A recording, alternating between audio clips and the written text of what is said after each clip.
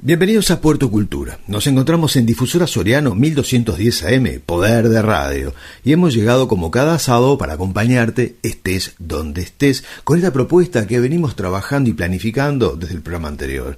Mi nombre es Daniel Korsch y junto a Sandra Rush y María Noel Requesén vamos a estar acompañándote, como dije recién, los próximos 60 minutos, donde vamos a hablar sobre, la segunda parte, como anunciamos, de la vida y obra del escritor y contador Juvenal Torres. También María Noel nos va a contar sobre la vida de la gran actriz Julia Roberts y también nos va a comentar sobre la película ganadora del premio Oscar.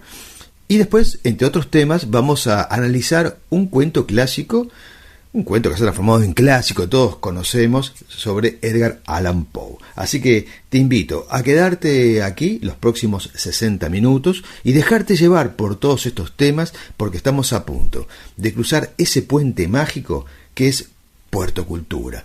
Ese espacio entre el cielo, la tierra, el arte y vos, que estás allí prestándonos atención por Difusora Soriano 1210 AM, la gran radio de Soriano. Así que quédate por allí, que ya venimos con Juvenal Torres. Bien amigos, comenzamos el programa de hoy con Expresión Viva y con Sandra Rush, que a pedido del público, como ya mencioné en varias ocasiones, va a ser la segunda parte de este encuentro con el artista, con el escritor y con el contador público Juvenal Torres.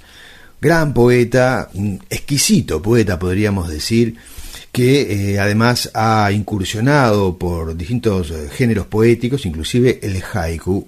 Realmente muy difícil el haiku. Admiro a quienes escriben haiku, así que es una gran alegría entonces recibir a Juvenal Torres en Puerto Cultura, en Expresión Viva y en este segmento de Expresión Viva llamado Conociendo a nuestros poetas. Buenas noches, querida audiencia de Difusora Soriano y Puerto Cultura. Gracias, Daniel, por el pase. Como les dije el sábado anterior, hoy continuaremos con la segunda parte de la Expresión Viva dedicada a nuestro escritor contador Juvenal Torres. Les hago un breve resumen de lo que ya compartimos sobre su vida y obra, para los que se están prendiendo recién. Nació en Salto en 1938. En su niñez y juventud aprendió el arte de las plantas y las flores, ayudando a su padre en el vivero familiar que tenían en esa ciudad.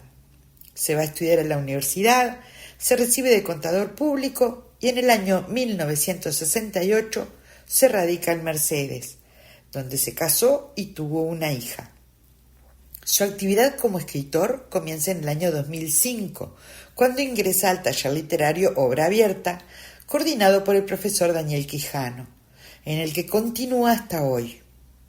Por todo esto podemos decir que su vida profesional y poética transcurrió aquí, donde vive hasta hoy, por lo que concluimos que es nuestro, por adopción, pero lo es. Sus libros publicados son O Brevísimas en julio de 2010, Más o Brevísimas en julio de 2011, Silencios de invierno, agosto de 2012, Poema de la noche, noviembre de 2013, El escondido secreto de tu queja, en mayo de 2014, Crecen las azucenas, en mayo de 2015, Reflejos amarillos y opacos de invierno, en abril de 2016, Prolongaciones, en agosto de 2017, Mientras las sombras, en mayo de 2019, y Azucenas en marzo de 2023. Para todas y cada una de sus obras, escritores y críticos destacados han coincidido en que la poesía de Torres apunta a lo invisible, escondido en lo cotidiano, en los simples destellos de la vida. Se podría afirmar que el autor construye una filosofía poética de la contemplación íntima de la naturaleza, que está a la mano, esa que está en la vereda, el jardín o el patio de la casa. Las metáforas y el simbolismo poético que utiliza y la musicalidad de sus versos colocan al lector en ese lugar, esa situación, esa sensación que él experimenta y transmuta al escribir. Respecto a su obra Prolongaciones, dice Lina Méndez, Juvenal Torres plantea una sofisticada e irónica mirada sobre lo incierto de la existencia humana y una vez más reafirma lo que escribió hace un tiempo. La duda y yo tenemos acordado no fastidiarnos. También Juan de Marcillo escribió en su blog El Montevideano. Es una obra meditada, rigurosa en lo formal y valiente en la contemplación del misterio que a todos guarda. Juan Francisco Costa, en su crítica a este 8º libro de Juvenal, sostiene: el autor teje y desteje lo más íntimo de la peripecia del hombre, sin rendirse ante lo anodino y lo falso de la palmaria apariencia de las cosas. Lean, estimados lectores, con paciente delectación estos poemas, y se les irán abriendo brechas de comprensión y de consuelo. En medio de un mundo en el que campea la vulgaridad y el bastardeo de los valores y la belleza, y donde todo, hasta los sentimientos, es materia de precios y de cambio, un libro como este, Prolongaciones, es concebible, aunque absolutamente imperdonable, que pase desapercibido.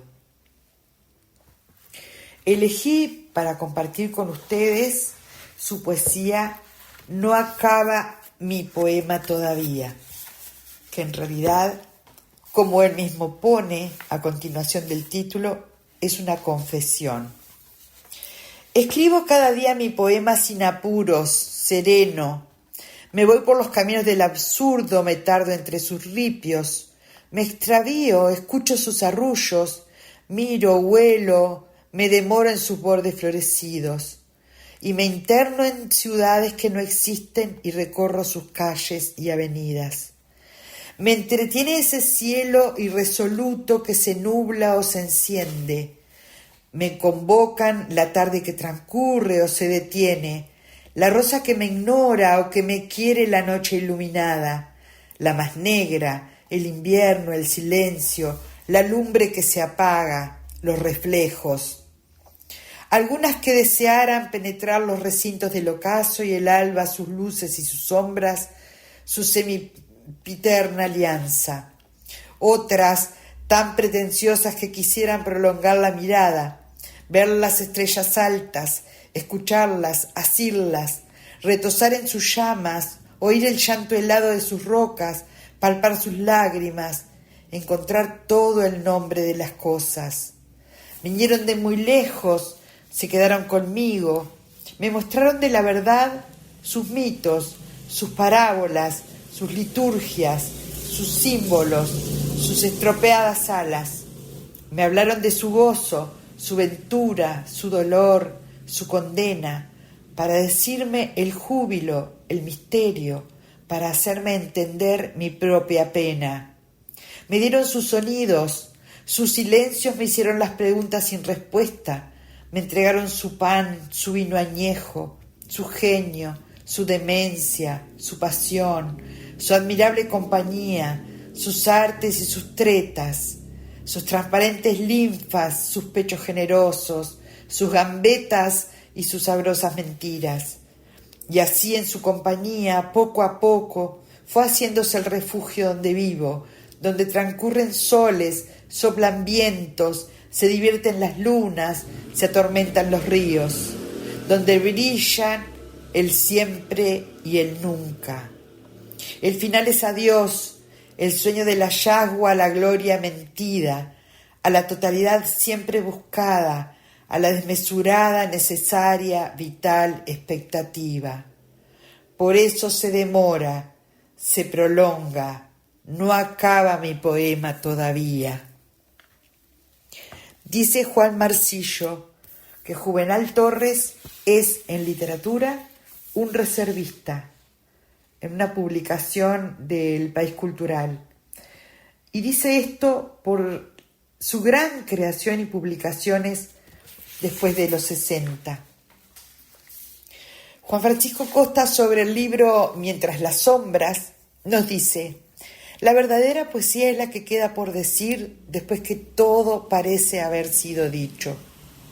Esto lo sabe sobradamente Juvenal Torres, que apuesta a un decir cada vez más esencializado, mientras las sombras pasan. Algo que me llamó la atención de la lectura de sus creaciones literarias es que el escritor, en la mayoría de ellas, no usa signos de puntuación. No hay comas, no hay puntos y coma, no hay puntos. Pero es tan bien lograda la cadencia, el ritmo y la métrica, el desarrollo, que comenzamos la lectura y desde el primer verso nos abraza.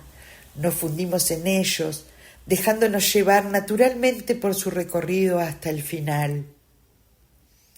En el año 2023, Juvenal publica su antología Azucenas, como una compilación reescrita de sus anteriores obras, de la que Marisa Fasciani dice: a medida que la antología avanza cronológicamente, se hacen notar los verbos en pasado, sustituyendo los tiempos de presente, que dan una especie de espesor narrativo a la contemplación poética. Para Sebastián Rivero Sirgalea, Azucenas, pese a tratarse de una antología, demuestra una marcada unidad, dado lo compacto del universo poético del autor. La azucena, símbolo de belleza y caducidad, es un potente conector a lo largo del libro. Tomo las palabras de Juan Francisco Costa. Sus versos son versos de un gran poeta que está en el dominio máximo de su materia expresiva. Inquieto como creativo, como hemos visto que es Juvenal, no se ha quedado con lo tradicional, con lo cotidiano. Es así que nos ha sorprendido con otra gran obra, en un formato moderno, realizado con nuevas tecnologías. Es un libro digital, al que ha titulado Brisnas. Respecto a esta obra, dice Rafael Cortusier: es una inmensa obra hecha por pequeñas joyas que, con desparpajo, humor y sabiduría, el autor tituló Brisnas. Torres invita al lector a entrar en sus brisnas por el sendero riguroso de la poesía. La primera parte del libro está constituida por ciudades cuidadas y logradas composiciones del género. Maneja libre las imágenes, es diestro en las metáforas, utiliza en ocasiones la aliteración y también apela a otros diversos recursos sonoros. La segunda parte del libro abre otros caminos. Aquí vamos a ver una parte de escritura diferente de nuestro autor homenajeado, y es la narrativa en formato micro, el aforismo reflexivo, el juego de palabras, la ocurrencia notable forman parte de un universo variopinto, sagrado y profano, esencial la más de las veces. En la segunda parte campea el humor y la transparencia del aire de las palabras. Uno lee y siente en el rostro la frescura de una brisa alegre. Este libro digital tiene 170 páginas y más de 500 poemas breves. Alguien dijo: Juvenal es expresión viva de una vida cumplida y resignificada. Y vaya si lo es, y lo hemos conocido a través de su obra. Espero hayan disfrutado de esta columna. Les agradezco a ustedes por estar ahí y al escritor, contador Juvenal Torres por habernos permitido ingresar a su vida, a su obra tan atractiva, reflexiva, motivadora, en resumen, enriquecedora. Gracias, Juvenal. Sigan en Puerto Cultura y Difusora Soriano. Nos reencontramos el próximo sábado. Continuamos en Difusora Soriano, 1210 AM, estás escuchando Puerto Cultura y vamos a ingresar al espacio donde nos encontramos con el cine en radio. Sí, Séptimo Arte 21 es eso, cine en radio. Y así que vamos al encuentro con María Noel Requesén, la licenciada María Noel Requesén, que hoy nos va a contar sobre la película ganadora del premio Oscar 2024, una película llamada Anora, dirigida por Sean Baker, creo que era, que además había obtenido otros premios antes, ¿no? Varios premios, nominada a los Globos de Oro, creo que había ganado también la Palma de Oro. Pero bien, de todo esto, María Noel nos va a contar ahora sobre esta gran película Anora. Hola, muchas gracias Daniel por la presentación de cada semana y bienvenidos a todos los oyentes de Puerto Cultura, Difusora Soriano 1210 AM. Acá les habla María Noel Requesén y como cada sábado en este espacio en el Mar de las Artes que llamamos Séptimo Arte 21, compartimos todo sobre el cine, es decir, sobre el séptimo arte. Hemos hablado de géneros cinematográficos, hemos mencionado datos de taquilla, adaptaciones cinematográficas. Este año lo arrancamos con todo, con las premiaciones al cine, a la industria del cine mundial, y hoy les traigo una propuesta distinta. Hacer referencia, hacer un comentario, muy entre comillas, una especie de crítica a una película, y a una película de ahora, que ustedes la pueden encontrar en el cine o pueden esperar a que esté en plataforma en algún momento. ¿Cuál es? Nada más ni nada menos que Anora.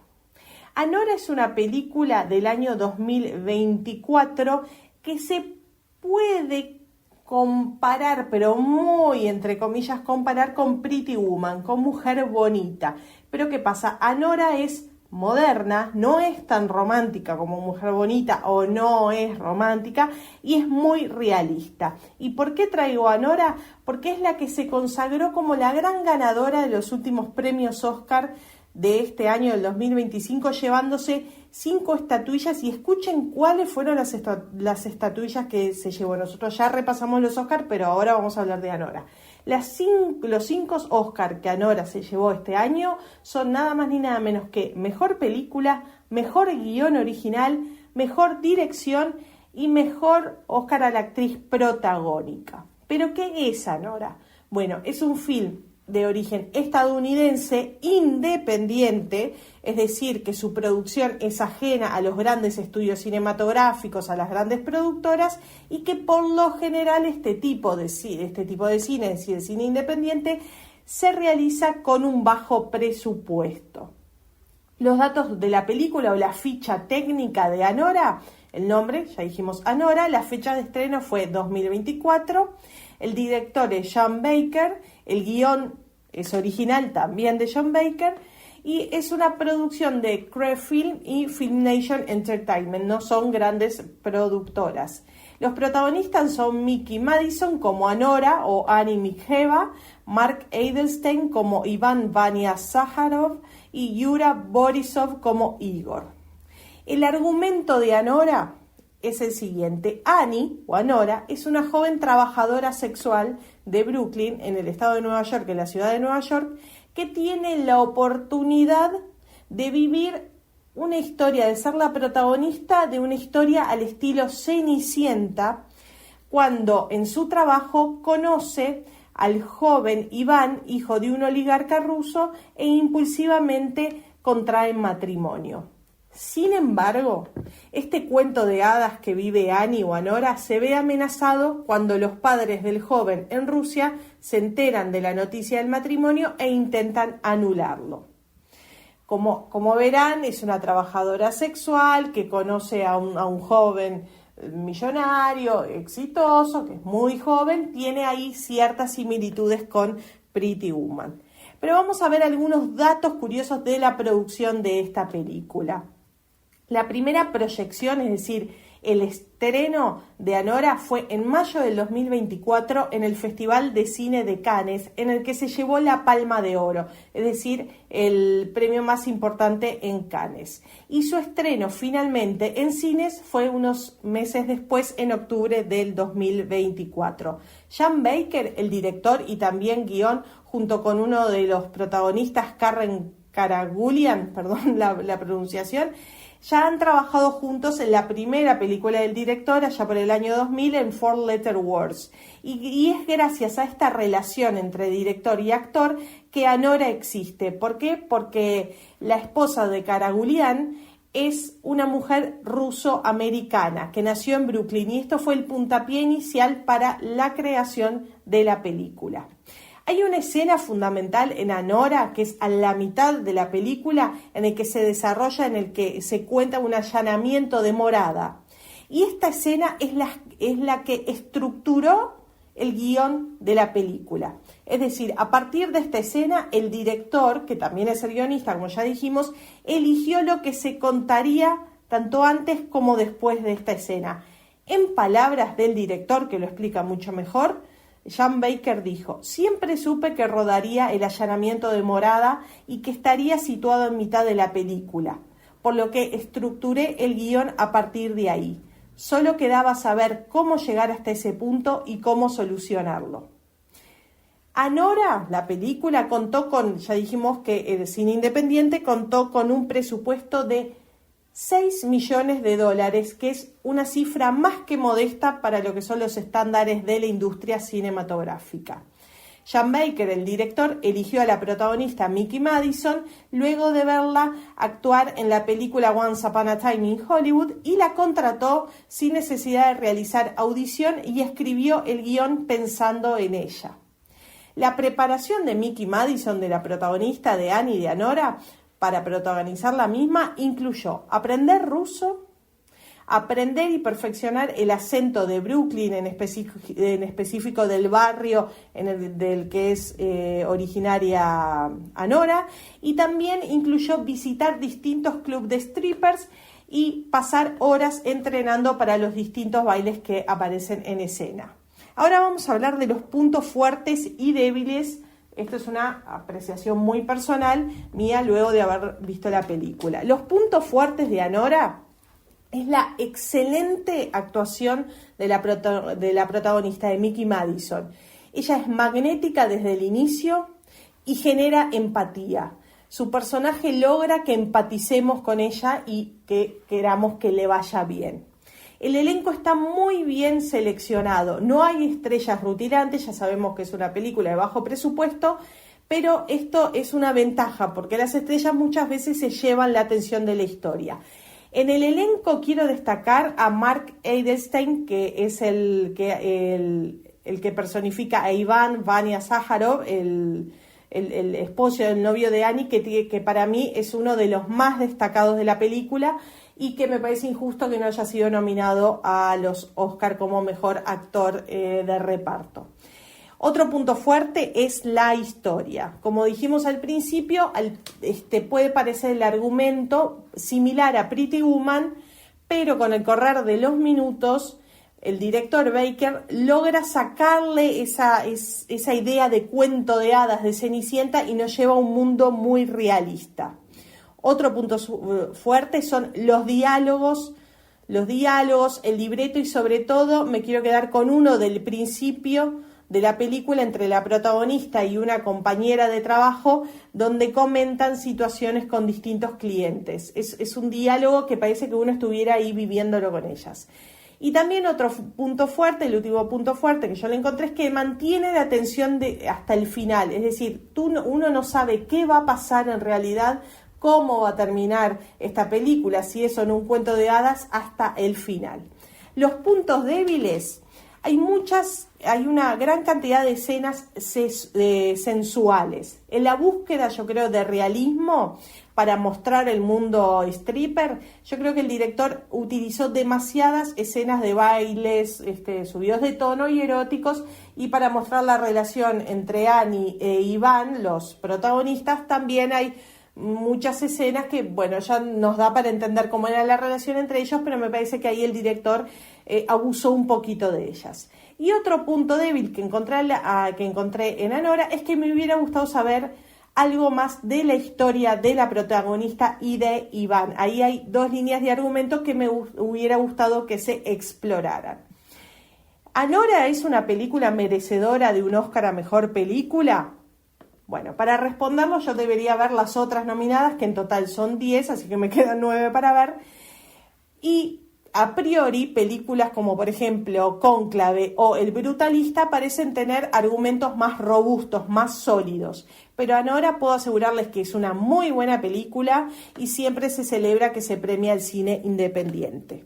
Espero que les haya gustado esta nueva propuesta y nos volvemos a encontrar la semana que viene con más Séptimo Arte 21 y como siempre les digo, quédense con más Puerto Cultura y con toda la programación de Difusora Soriano 1210 AM. Chau, chau. Bien amigos, estamos en la lupa literaria, como habíamos prometido, vamos a analizar o a comentar un clásico de Edgar Allan Poe, Los crímenes de la calle Morgue, un cuento que da inicio a muchas cosas que hemos mencionado en otros programas cuando me refería a la novela policial. Esta historia trata sobre un crimen, fue escrita por su autor primeramente como un poema narrativo, ¿no? Y fue la primera historia policial además que se conoce y que fue inspirada en la oficina de detectives que se había instalado en Francia, algo totalmente novedoso, desconocido para el público y que la policía además miraba con recelo. Entonces, ¿qué pasaba? Los detectives como tal no existían, no era común, porque no había una formación y para esto habían personas que colaboraban con la policía de manera independiente. La historia cuenta sobre un asesinato brutal y la víctima es la señora Mademoiselle L'Espoyonnet y su hija Mademoiselle Camille. Y el lugar del crimen, un apartamento en la calle Morgue, una calle muy concurrida, muy bulliciosa en la época, y la policía no logra llegar a ninguna conclusión. Todos los testimonios que obtienen no aportan nada. Las víctimas habían sido mutiladas, o sea, descuartizadas, un crimen horrible, espantoso, del cual no se encontraba ninguna pista que los condujera a alguna parte. Y todo sobrecae en la persona que las haya visto con vida la última vez, ¿no? Así es que entra en escena Monsieur Dupin, un hombre con habilidades analíticas que con ese gran conocimiento de muchas cosas es que se acerca a la policía para utilizar la razón, su conocimiento, su mirada analítica y así tratar de entender lo que había ocurrido. A través de este personaje es que comienza a surgir distintos datos que Poe los va poniendo muy bien, ¿no? Y aporta muchísimo a esta historia. Realmente uno al día de hoy cuando lee Los crímenes de la calle Morgue realmente ¿cómo puedo decirles? Son impactantes la descripción que hace, ¿no? Y cómo llega a determinadas conclusiones. Este señor Dupin y el narrador se involucran con lo ocurrido porque lo leen en las noticias del periódico. Entonces Dupin dice que él lo puede resolver. Para la policía es un caso raro, perdido, porque las víctimas habían sido asesinadas brutalmente y nadie ha visto ni entrar ni salir nadie a ese apartamento. La puerta estaba cerrada por dentro, la ventana no había sido forzada y estaban además en un cuarto piso. Entonces, ¿qué era lo que había ocurrido? Nadie se lo explicaba. Un testigo decía haber escuchado una voz hablando con las víctimas, pero era muy confuso, como que era en otro idioma.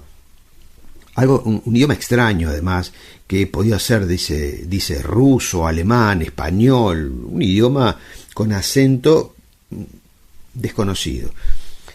Lo otro que llama la atención era la violencia del crimen, porque parecía que habían intervenido varias personas, porque todo era extraño, por todo lo que había mencionado recién, y además la brutalidad de la fuerza utilizada para el desmembramiento de los cuerpos. O sea, y además no existía un motivo. Ambas mujeres, madre e hija, eran personas sin ningún problema con nadie, no le debían dinero a nadie, no existía un móvil para que alguien o varias personas, como parecía ser, las descuartizaran de esa manera. Entonces, ¿cuál era la razón? Era lo que tenía a todos desconcertados. Y aquí es donde este investigador, Dupin, ingresa a la escena del crimen y descubre algo que nadie había visto. Si ustedes no lo saben, les va a sorprender lo que voy a decir. Que encuentra un pelo. ¿Un pelo? ¿Qué significa un pelo, no? Bien, ¿era un pelo liso? ¿Era un pelo ondulado? ¿Era un pelo rizado? Bien, era un pelo, ¿no? Y él dice que ese pelo no era un pelo humano, era un pelo de un simio, al parecer de un gorila. Y aquí es donde empiezan a cerrar un poco todo, las distintas cosas, ¿no? O sea, empieza a cerrar la violencia del asesinato, la fuerza utilizada, ese idioma que no se entendía, decía que había escuchado esa persona, ¿no? Era como algo gutural, que en un dialecto dice en un momento, ¿no? Bien, el hecho es que tampoco había un motivo. ¿Qué hace Dupin para encontrar a este supuesto simio, que él aseguraba que era un simio y nadie le creía? Bien, publica en el diario que habían encontrado un gorila y pedía por su dueño, ofreciendo una recompensa sin mencionar que había una sospecha que relacionaba este pedido con el crimen en sí. Pasan los días y se comunica a alguien afirmando que sí, que había perdido un gorila, y de esa manera es que aparece el dueño del simio. O sea, tenía razón Dupin. El dueño del gorila llega y pregunta, ¿dónde está? Y Dupin le dice que se siente, ¿no? Le dice que no lo tiene allí, obviamente no lo tenía allí, estaba en otra parte. Entonces, ¿qué hace? Ante la situación y la gran sospecha, porque no sabía por qué había ocurrido ese crimen, lo apunta con una pistola, así de una, ¿no? Y obviamente el hombre también se extraña, ¿no?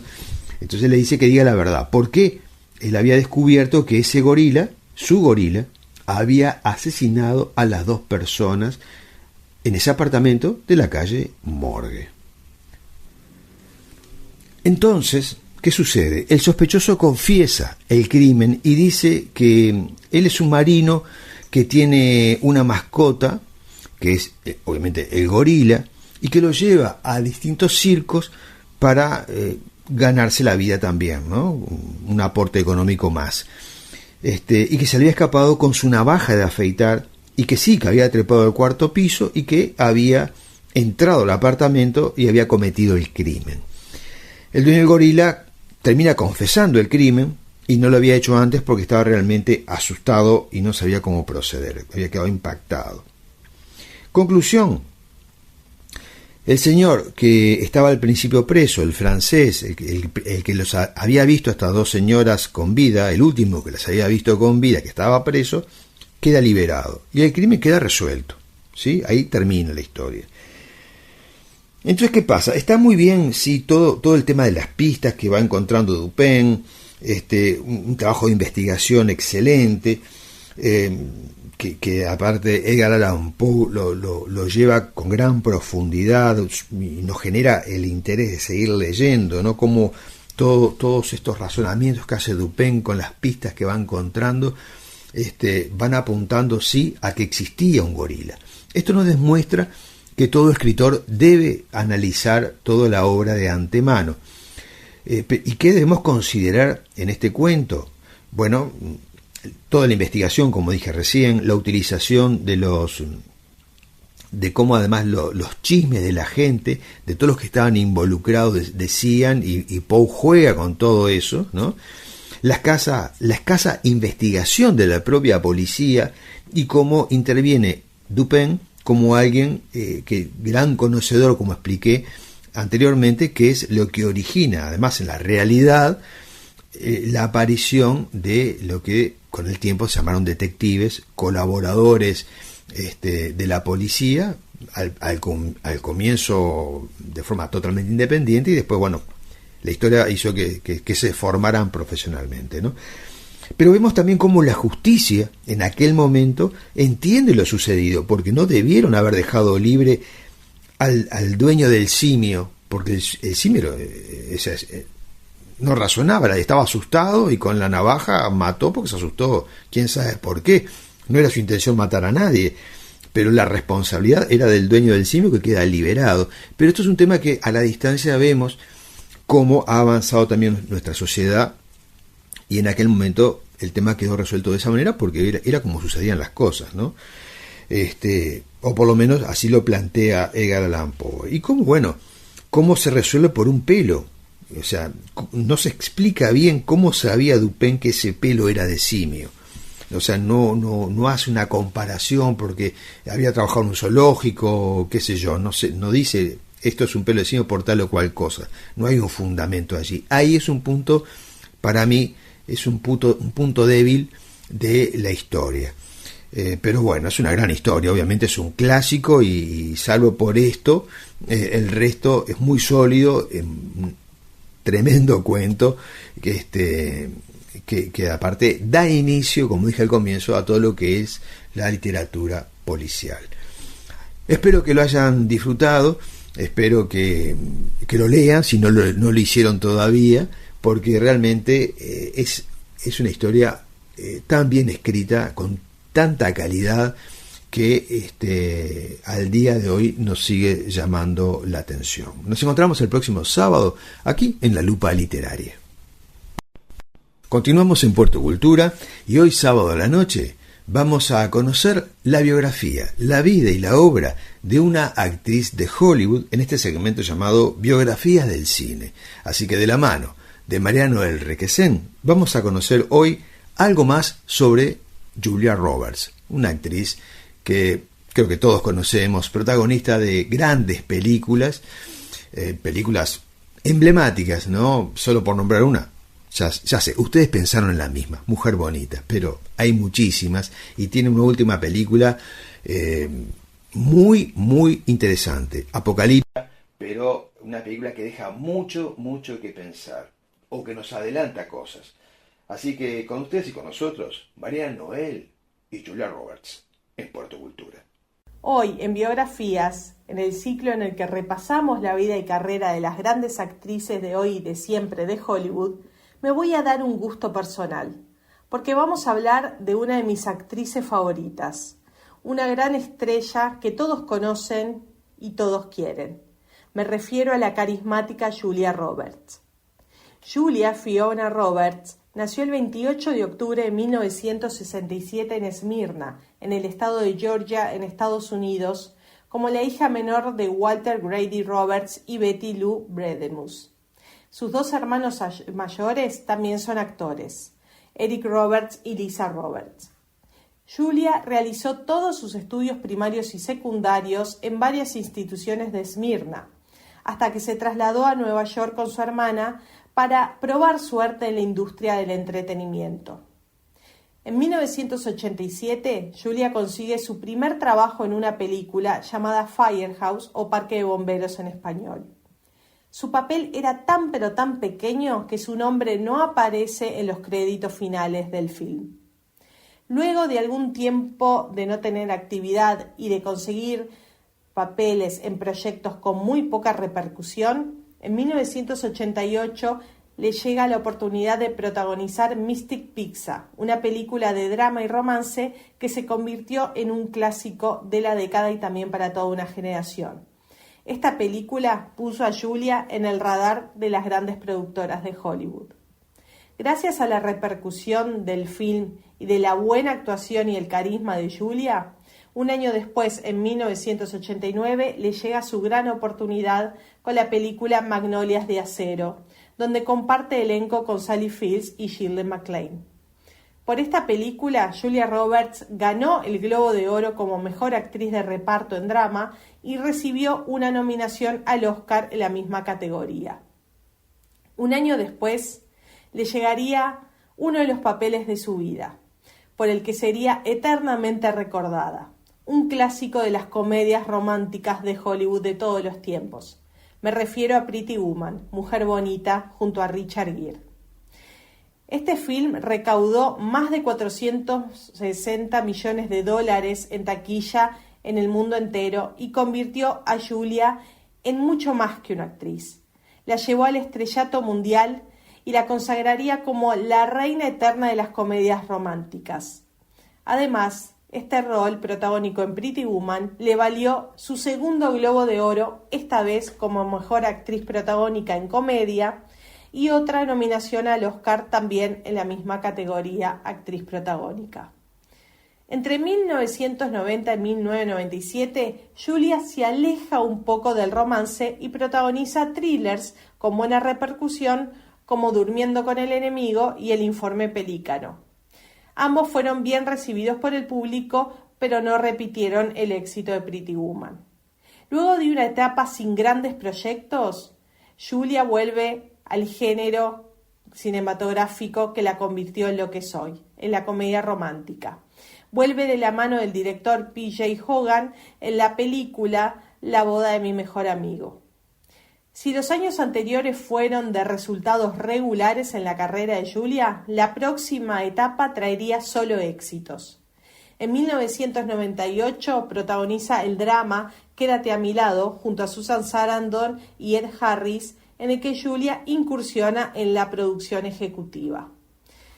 Un año después, en 1999, llegarían 2 comedias románticas más. Novia fugitiva, en el que repite la dupla protagónica con Richard Gere, y un clásico del género romántico, Notting Hill, protagonizada por Julia Roberts y Hugh Grant. Esta última película también fue un éxito de taquilla, uno de los más grandes de la carrera de Julia, y recaudó más de 360 millones de dólares en taquilla a nivel mundial y fue muy elogiada por la crítica especializada. No había duda que Julia había vuelto por todo lo alto. En el 2000 llega un hito en la carrera de Roberts. Protagoniza el drama basado en una historia real, Erin Brockovich. Por este rol, Julia ganaría el Globo de Oro, el BAFTA, el premio del Sindicato de Actores y el tan anhelado Oscar como mejor actriz protagónica. También, por Erin Brockovich, Julia Roberts logra otro hito a nivel mundial en la industria cinematográfica al convertirse en la primera actriz en cobrar 20 millones de dólares por película, transformándola en una de las actrices mejor pagas de toda la historia del cine. Después de esta gran etapa en su carrera, llegarían otras películas muy bien recibidas y reconocidas, como La Mexicana, junto a Brad Pitt, Ocean's 11, con gran elenco, La sonrisa de Mona Lisa, Closer, Duplicidad y Comer, rezar, amar, por mencionar solo algunos. En cuanto a su vida personal, después de varias relaciones fallidas, en 2001, mientras rodaba la película La Mexicana, comenzó una relación con el cinematógrafo Daniel Moder, quien aún hoy es su actual marido y con el que tuvo a sus 3 hijos. Julia Roberts es, desde hace más de 10 años, la imagen y la cara de la marca Lancôme para su fragancia La Vie est Belle. Seguramente sabremos mucho más de Julia Roberts en el cine. Gracias por escuchar y nos encontramos en la próxima historia. Continuamos en Difusora Soriano 1210 AM, estás escuchando Puerto Cultura e ingresamos al catálogo editorial Moa Dencroft con algunos libros recomendados. Comenzamos con el poemario de Sandra Rush de Luces y Sombras, que tiene además el prólogo del dramaturgo uruguayo Dino de Armas. Un poemario donde la autora, como todo poeta, nos cuenta sobre personas a las que admira, sobre hechos históricos, sobre su pasaje por la pandemia. De Luces y Sombras, además de estar en todas las librerías del país, lo pueden encontrar en la esquina cultural de Mercedes, en kiosco La Botica, en Eusebio Jiménez y Colón. También tenemos para recomendarles la novela de María Noel Requesén, La pequeña biblioteca, donde cuenta la historia o el encuentro en una pequeña parroquia sobre lo que nace entre un seminarista, Francisco, y una periodista que llega a entrevistarlo, llamada Magdalena. También tenemos, para aquellos que les gustan los viajes y las aventuras, una historia ambientada en el siglo XIX, Los viajes de Robert Chatterton, de Matías Bonada. Esta historia cuenta sobre cómo un capitán, o mejor dicho un navegante, no era un capitán, Robert Chatterton, intenta convencer a la sociedad científica del siglo XIX sobre la existencia de determinados monstruos marinos en todos los océanos del mundo. Y así consigue una tripulación y va en busca de esos monstruos. Un viaje que no solamente es literal, como yo se los cuento, sino que también es un viaje introspectivo. Así que los viajes de Robert Chatterton, de Matías Bonada, también en todas las librerías del país. Tengo para recomendarles la novela de María García Marichal, Alter Ego, una novela también fantástica que nos lleva a cuestionarnos si a veces cuando soñamos lo estamos soñando o estamos haciendo un viaje en el tiempo, o lo podemos interpretar también como recuerdo de vidas pasadas. Alter Ego de María García Marichal, una novela que nos sumerge en las profundidades de cada uno.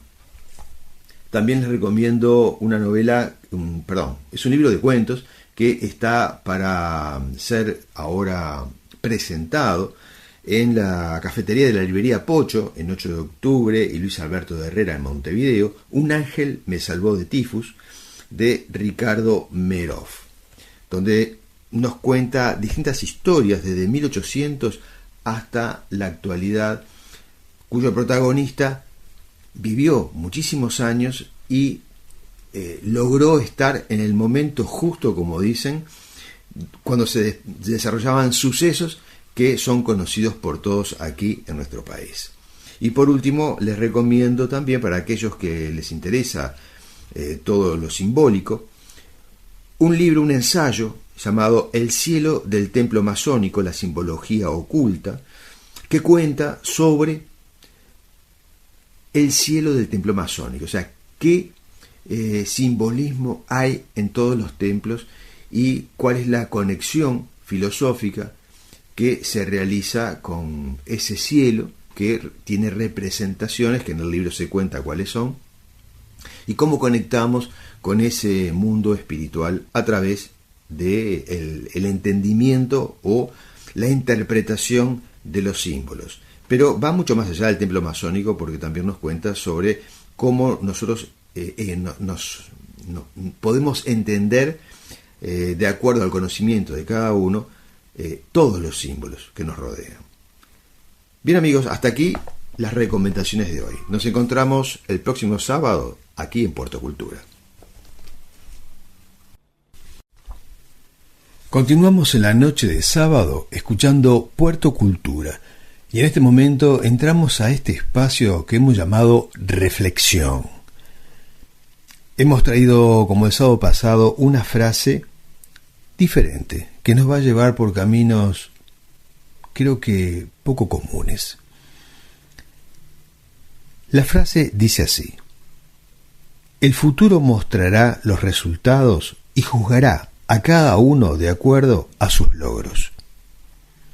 Esta frase fue dicha por un ingeniero croata nacionalizado estadounidense llamado Nicolás Tesla.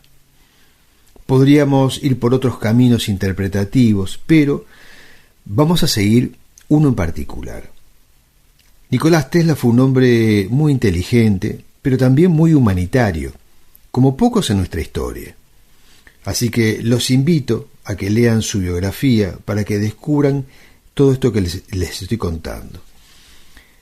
Porque fue un científico que pensó más en la humanidad que en lo que podría sacar para él como provecho o por su conveniencia económica.